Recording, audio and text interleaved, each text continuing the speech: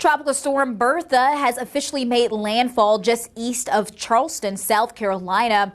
We have seen winds associated with the storm at 50 miles per hour. Right now, storm winds 45 miles per hour, moving northwest at 9 miles per hour. So it is trucking along. It will continue to bring in heavy rainfall across not only South Carolina, but North Carolina. And as it moves further inland, it will continue to weaken throughout the rest of our Wednesday and leading into Thursday. Now, some things to keep in mind. We could see the chance for some spin ups across the coastline here as the storm tracks further to the north. So still a likelihood for some severe weather in terms of tornadic activity.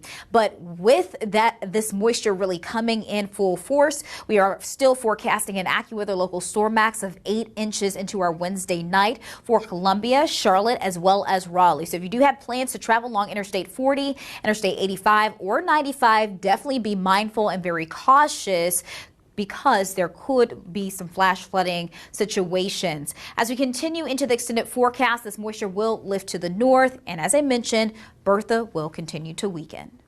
When you think of hurricane season, you may be surprised to learn that some of the storms are not fully tropical or not as warm higher up, and that's because they have different structures. Tropical systems have warm air on the surface of the earth up to the middle of the storm. The upper part of the cyclone has cold air. In subtropical systems, the warm air exists only in the lower part of the storm. The middle and upper part has cold air. AccuWeather's hurricane expert Dan Kaudlowski describes the difference in the wind profiles. In a tropical storm, the wind field tends to be near the center, within 25, 30, 40 miles of where the center of the storm is. In most subtropical storms, the wind field is much larger. In fact, the strongest winds can be 50, 60, 70 miles away from the center. In a subtropical cyclone, the rain pattern tends to be unevenly distributed or asymmetric. Sometimes subtropical storms can look pretty ragged. You can have a lot of showers and thunderstorms on the south and east sides of the storms,